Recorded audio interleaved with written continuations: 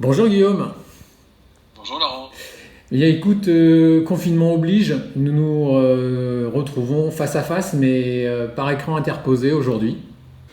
Guillaume, ce que nous souhaiterions savoir, c'est comment tu as intégré les rendez-vous à distance dans ton organisation commerciale.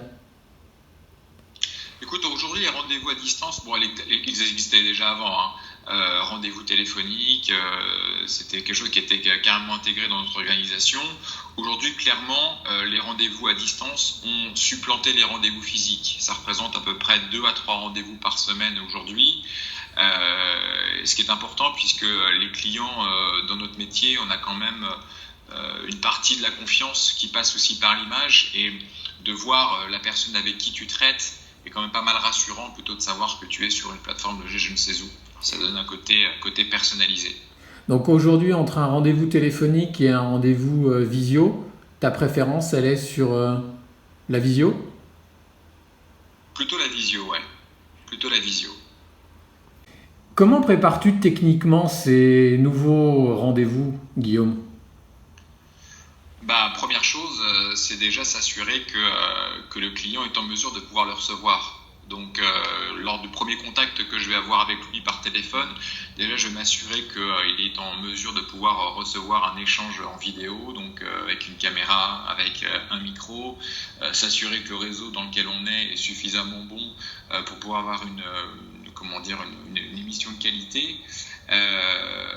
Ensuite, j'envoie un lien mail simplement au client avec l'organisation d'une réunion Teams. Hein, donc les nouveaux outils Microsoft Teams permettent de pouvoir faire ça dans un certain confort. Hein, quand avant, avec le balbutiement de Skype, Zoom, c'était toujours un peu compliqué. Là, aujourd'hui, avec Teams, ça fonctionne vraiment bien.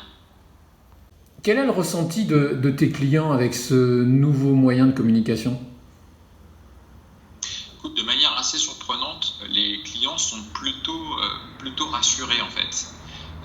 Parce qu'on a pas mal de clients qui effectivement prétextent un rendez-vous, prétextent un problème de dernière minute pour parfois repousser un rendez-vous physique à l'agence ou même physiquement chez eux. Et là, l'avantage de ces rendez-vous comme ça en Teams ou en visio, c'est que le client finalement il est plutôt satisfait parce que il est chez lui. Pour la petite anecdote, j'ai eu à faire un rendez-vous avec des gens qui étaient carrément dans leur cuisine, limite encore en pyjama, et ça a un côté très très rassurant pour eux et vraiment voilà, c'est vraiment une avancée. Quel type de rendez-vous tu mets en place avec cet outil? Écoute, aujourd'hui, tous les rendez-vous sont ouverts, j'ai envie de dire. Parce qu'on est sur du e-business entre guillemets sur à peu près tous les supports aujourd'hui. La relation à distance avec les clients se fait sur n'importe quel type d'offre, sur n'importe quel type de contrat. Maintenant sur que ce soit de la prévoyance, que ce soit de l'assurance vie, de la retraite ou des sujets comme ça, c'est vrai que c'est pas mal quand même à un moment donné ou à un autre d'avoir un rendez-vous physique avec un client, ne serait-ce que pour collecter des pièces, collecter des éléments qui sont nécessaires à la souscription. Et écoute, une fois que les premiers échanges sont faits et qu'on est dans la pratico-pratique, on est dans la mise en place de la garantie, la mise en place des contrats, on peut avancer, on peut aller très très loin, parce qu'aujourd'hui la signature électronique nous permet quasiment de faire tout à distance, que ce soit en assurance vie, que ce soit en retraite, que ce soit en prévoyance. Enfin, on a vraiment beaucoup d'outils qui permettent de pouvoir le faire aisément. Oui, Guillaume, tu as évoqué la façon dont tu avais intégré ce nouveau mode de communication dans ton organisation commerciale. Que peux-tu dire sur le temps, la notion de temps? Écoute, c'est pas compliqué. La notion de temps, c'est un gain considérable. Un gain considérable parce que j'avais encore rendez-vous en début d'année, en janvier-février, avec des clients en fin fond de Paris. C'était minimum 3/4 d'heure, bien que je sois en scooter, 3/4 d'heure de trajet aller, 1 heure de rendez-vous, 3/4 d'heure de trajet retour. Donc j'avais quasiment mobilisé 3 heures, donc une matinée complète a été prise pour un seul rendez-vous.